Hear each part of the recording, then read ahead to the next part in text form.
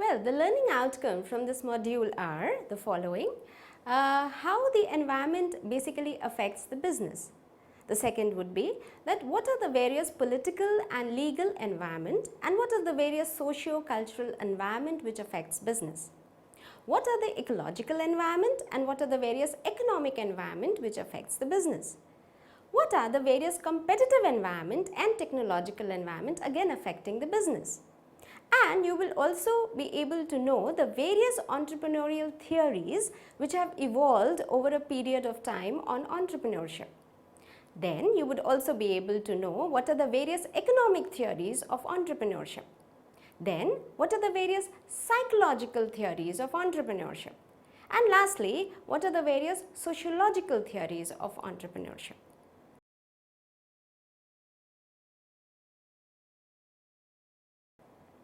Now, let me introduce you to the module.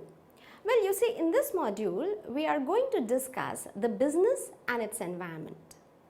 How the various environmental factors which are beyond the control of the business organization affects the entrepreneur in starting his or her business as well as in running his or her business.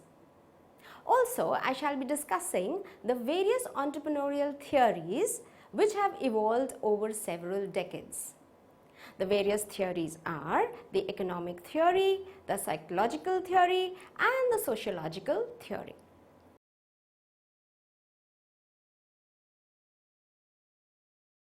Now, let me first talk about business and its environment. You see, environment is the place in which the business works. A business enterprise is influenced by its environment, obviously. Now, there are various forces on which it has no control. Those are the environmental forces. The various forces, we can club it into various types, which are economic, competitive, technological, socio-cultural, political, legal and ecological. Now, all these forces I will talk in detail. Let me first talk about the economic environment.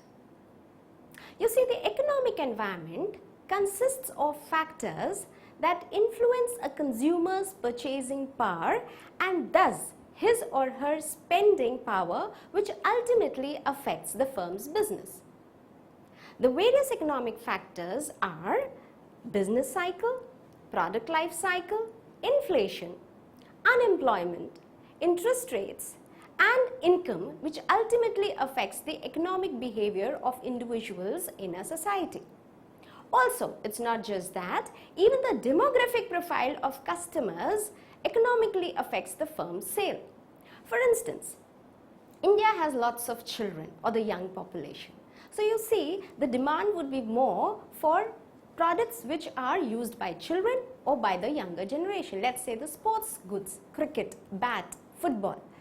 But if a country has more of, let's say, elderly people, then sports equipment would be less in demand and children products would be less in demand. So you see, demographic file affects a lot in a company's demand. The change in demography can result in significant opportunities and threats to the firm. Now, after the economic environment, let me talk about the competitive environment. You see, the competitive environment can be seen from Michael Porter's 5 forces model. The 5 forces are, number 1, the bargaining power of the suppliers. Now, let me tell you what it means by bargaining power of the suppliers. You see, suppliers are the people who provide raw material to the firm. Now, let's assume that the firm is a monopoly. Then obviously, because he is a monopoly and there are no other firms who are asking for the raw material from the supplier, therefore, the bargaining power of the firm becomes very, very high and they can easily negotiate with the supplier at their own terms. Now, the second, the bargaining power of the customers. Again, if the customers are huge, there is a lot of demand for the product and again the firm is a monopoly, that is a single supplier, then obviously the customers do not have a very high bargaining power. Thirdly, the rivalry amongst sellers. Again, if there are very few sellers in the market, let's say again it's a monopoly, then in that case the seller is very, very powerful because he has no other competitors in the market. Fourth, the ease of entry into the same industry, which means there are no barriers to entry, which means more firms can enter into the market. More firms means more competition and lack of monopoly. So in that case, the bargaining power of the firm goes very, very low. And lastly, the availability of the substitutes. This also affects the competitive power of the firm, because more the substitutes in the market, lesser the monopoly of the firm and more competition for the firm in the market. Now, all these forces in one way or the other affect the business environment of the firm. The third, let me now tell you about the technological environment. You know very well this is a world of technology, and a firm which does not upgrade itself or is not up to the technology, which is the latest technology, it will become redundant, its products becomes redundant.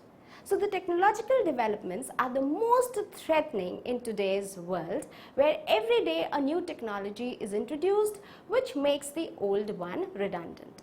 That reminds me of an example of Kodak cameras. You see, there was a time when Kodak camera was #1 in the world, but what happened? It could not compete with Sony's digital camera, and it was totally swiped off from the market.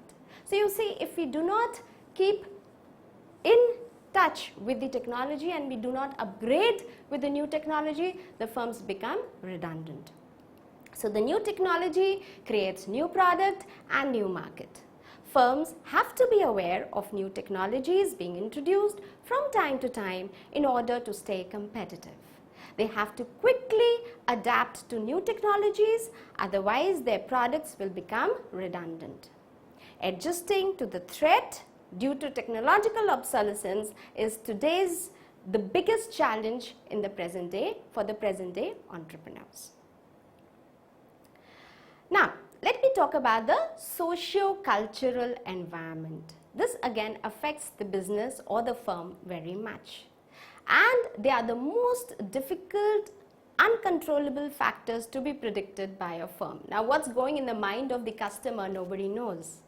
So the firm has to understand the cultural values prevalent in the society. The cultural environment is made up of society's values, perceptions, behaviors, preferences, and tastes. Any change in these factors will affect the consumer behavior and hence will impact the sale of goods and services of the firm. Therefore, a proactive entrepreneur can only adapt to such influences and thus survive in the environment. So it's very, very important for a firm and for an entrepreneur to know what's going on in the mind of the customer, what are his tastes, what are his preferences, and also to see what are the values in the society prevailing. Now I'll be telling you about the political and the legal environment which affects the business. You see, firms operate within the legal framework imposed by the government and law enforcing agencies.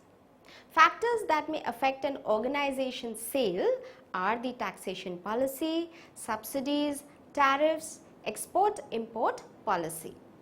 The legal and political environment becomes more threatening and complex as the organization becomes global. You see, when a company is formed or is registered in its own country, it has to follow certain rules and regulations. But then if it becomes a multinational company and it starts operating in some other foreign country, it has to again abide by the rules and regulations which are prevailing in that country. So to keep a track of all the rules and regulations, the company has to be really very cautious, and they have to face all kinds of threats. So keeping intact the political and the legal framework is the hardest and the most challenging for a company which has become a multinational company. So adhering to the requirements of legal and political environment, which gives legitimacy to the functioning of entrepreneurship in the society, is one of the biggest challenges today for multinational companies. Now, I'll talk about the ecological environment. You see, environmental degradation has made businesses accountable towards the environment. We all know about the double bottom line, which is social and economic.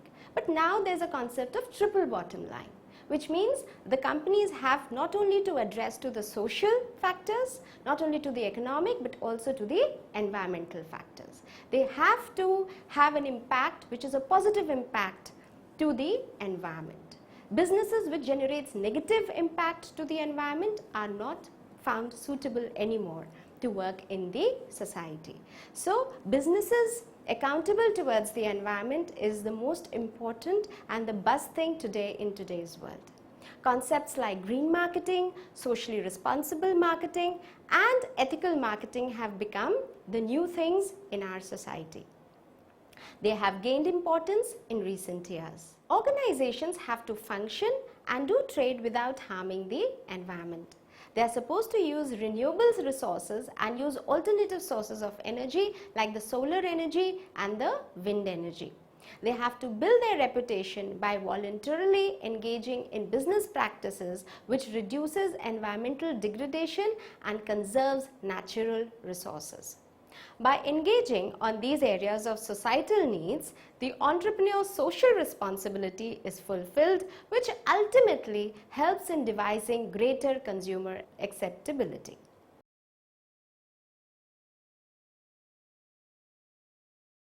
Now you all must be knowing how the environment affects the firm and the business. Now I'll tell you about how the various entrepreneurial theories have evolved over the years. You see, it is believed that entrepreneurs who possess the necessary competencies succeed while those deficient in these competencies fail in their ventures. Some believe that entrepreneurs are born, not made, while others believe that entrepreneurs are made, not born. I think this is a debate which keeps on and on and on. Until date, we have not come to a conclusion whether entrepreneurs are made or they are born. I think it's a hybrid of both. Anyway, let's see.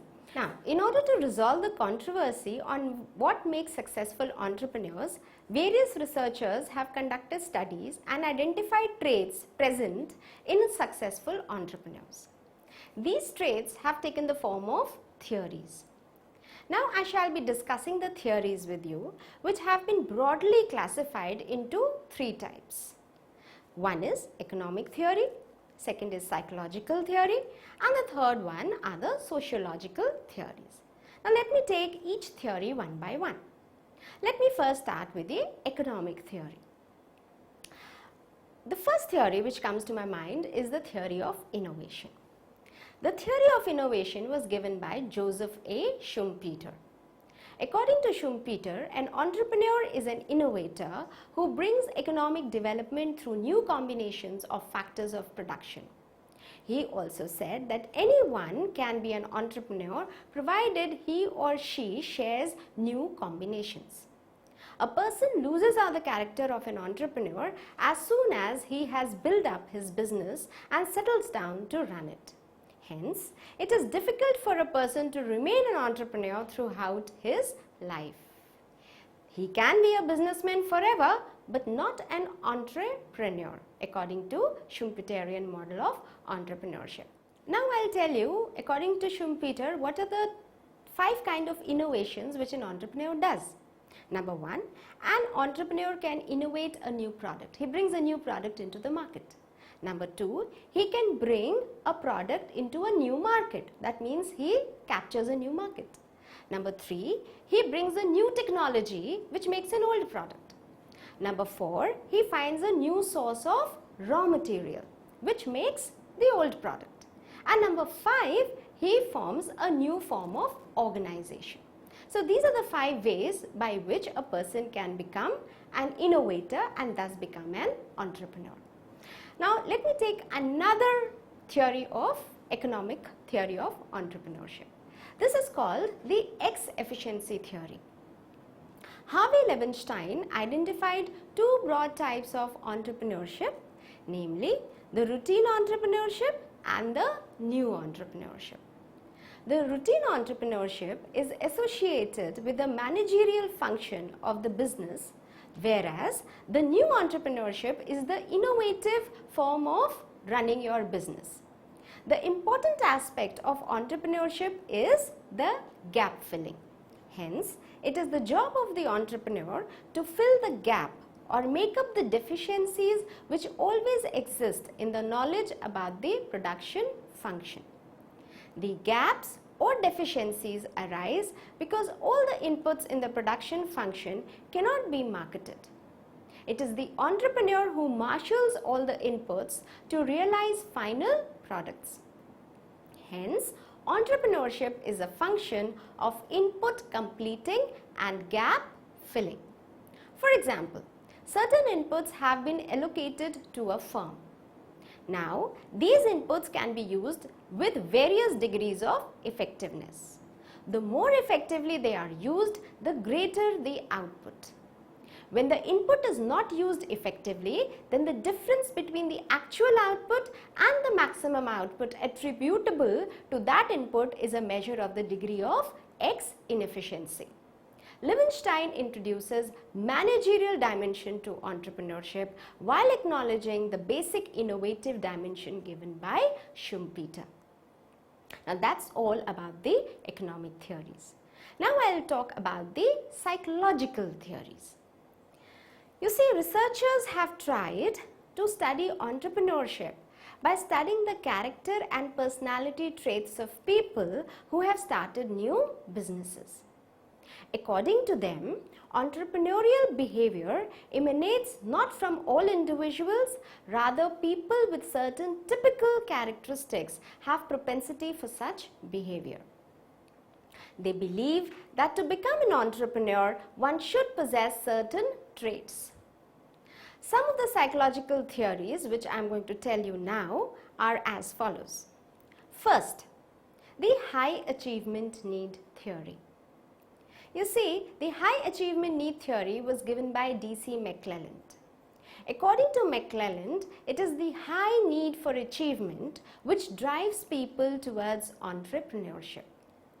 This achievement motive is inculcated through child rearing practices which stresses standards of excellence, maternal warmth, self-reliance, training and low father dominance, which means not liking to be under the father's control. So these are the traits which have been identified in entrepreneurs. So people with high achievement motive tend to take keen interest in situations of high risk, desire for responsibility and a desire for a concrete measure of task performance.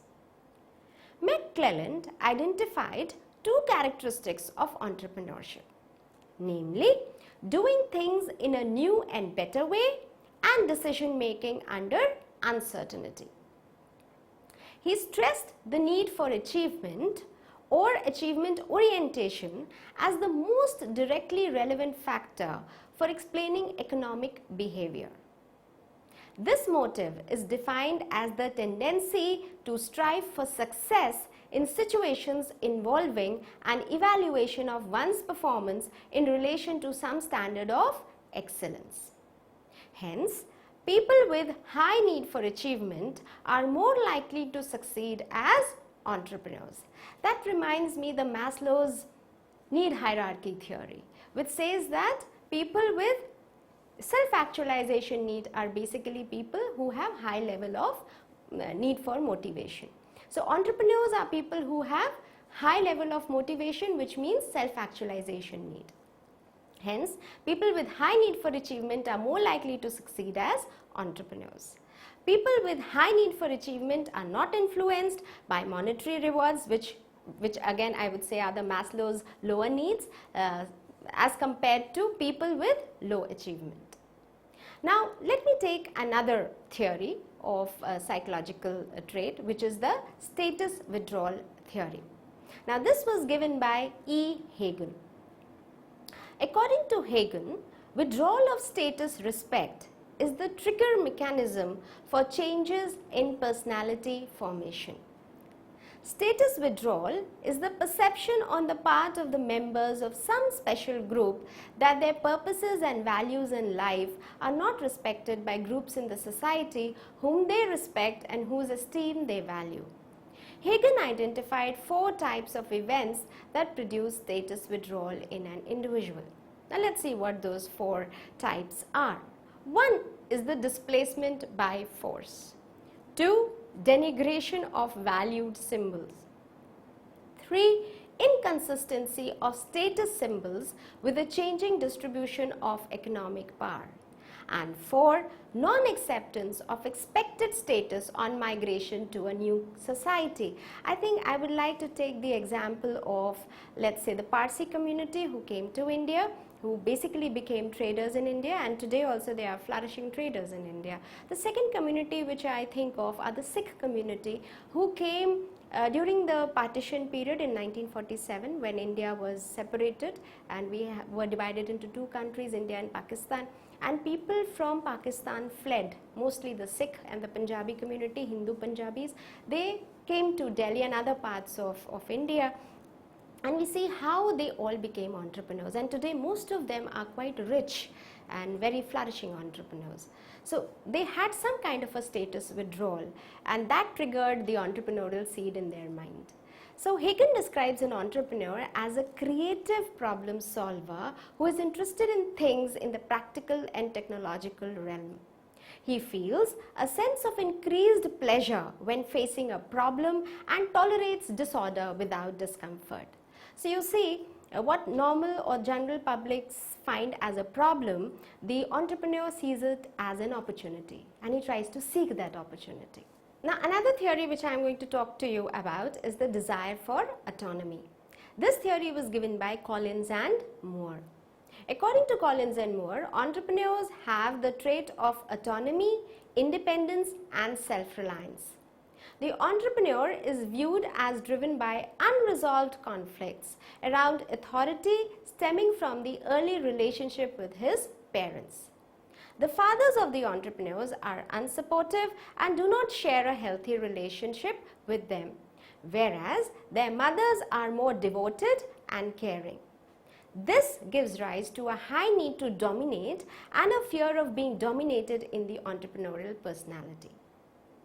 Now, let me take another theory. This is called the function of social, political and economic structure. This theory was evolved by John H. Kunkel.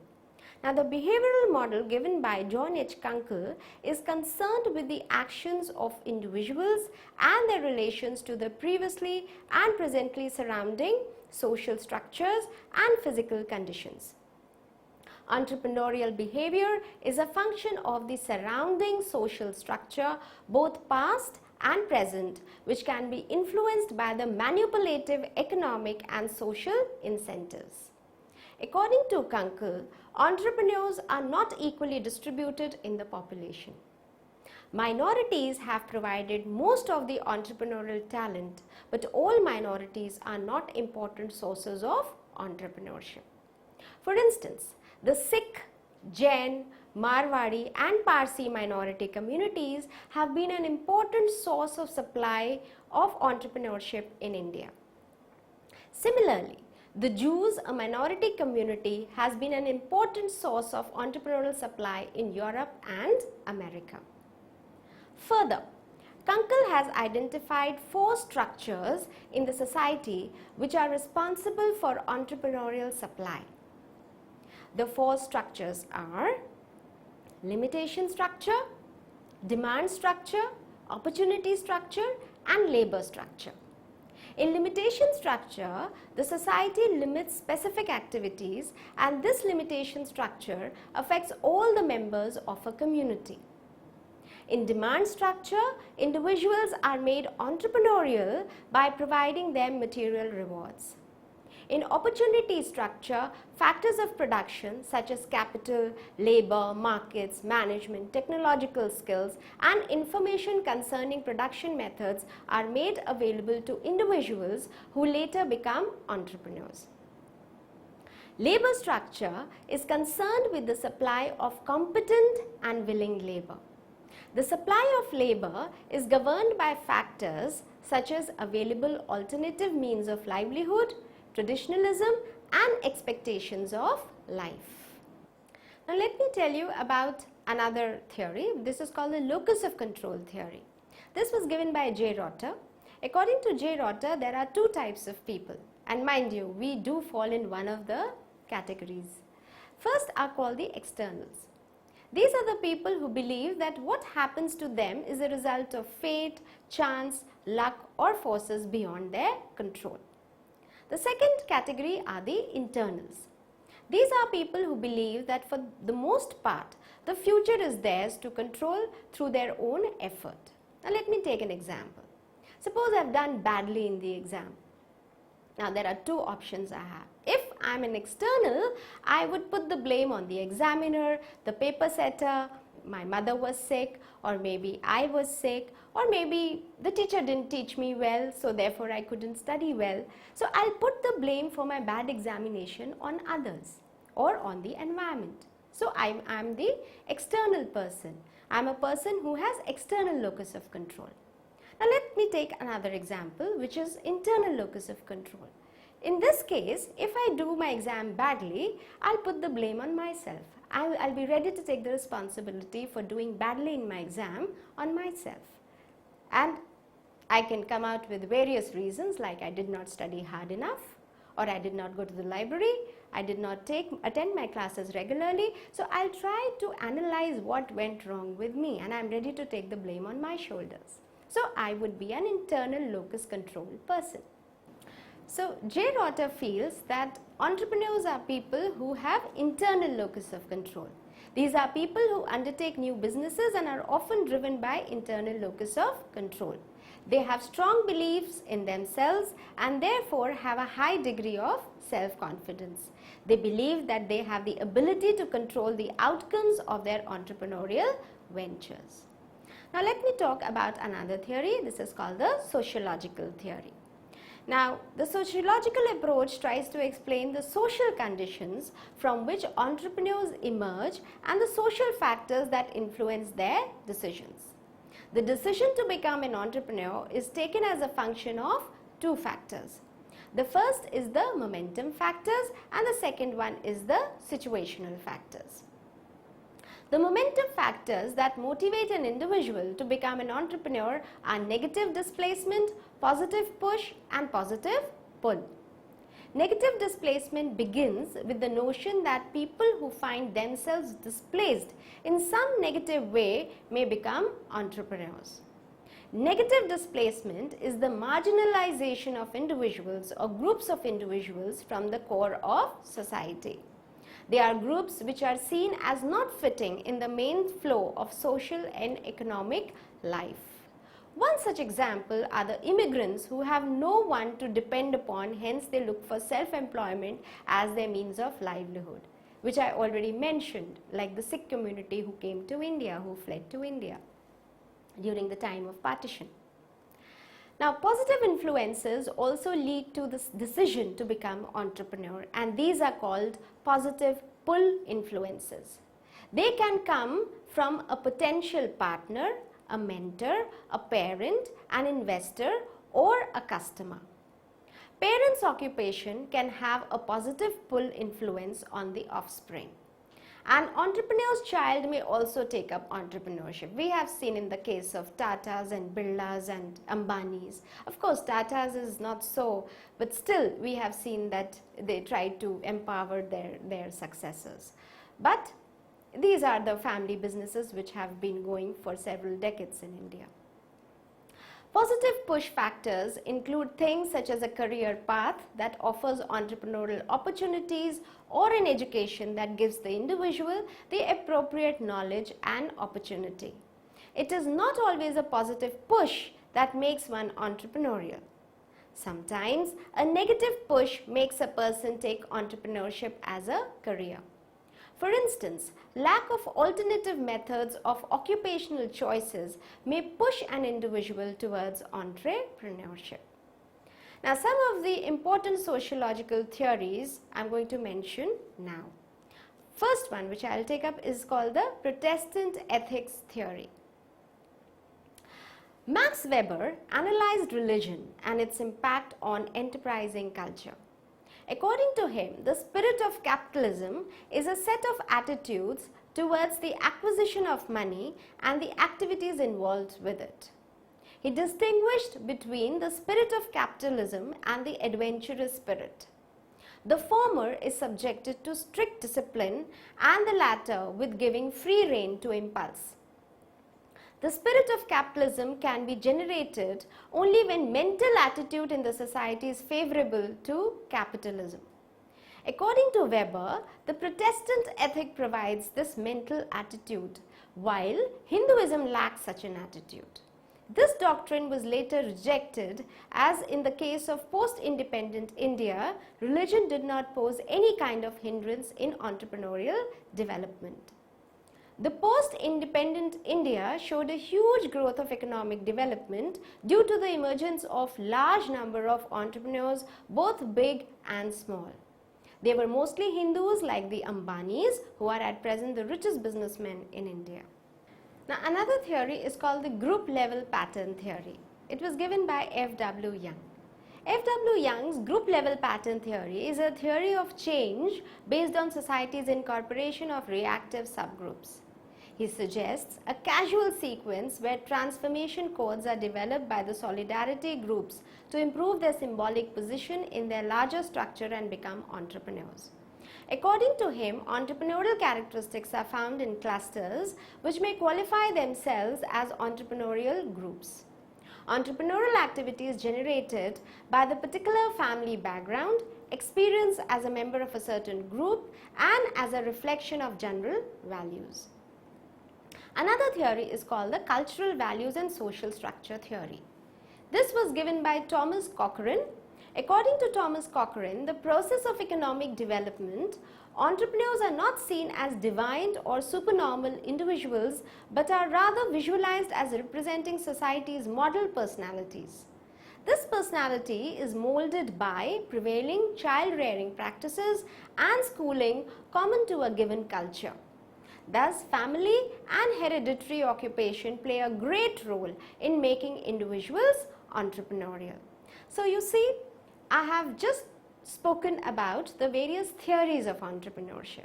I spoke about the economic theory, the psychological theory, and the various sociological theories. And all these theories tell us that entrepreneur is a person who has certain personality, or entrepreneur may be a person who has evolved due to a particular cultural background, or entrepreneur may be a person who has innovated certain things like Schumpeterian entrepreneur. So you see, we cannot say an entrepreneur is a particular person with particular traits. There is till date no uniform definition of the word entrepreneur, which is universally accepted. So we have to follow all the three theories of economics, psychology and sociology to understand, to have a comprehensive understanding of the term entrepreneur and entrepreneurship. And we also saw how environment affects the business. So a business has to adapt to the environment and look properly into the legal aspects, the political aspects, the ecological aspect, the sociological aspect, and various other aspects in order to survive well and to be sustainable in the long run. Thank you so much.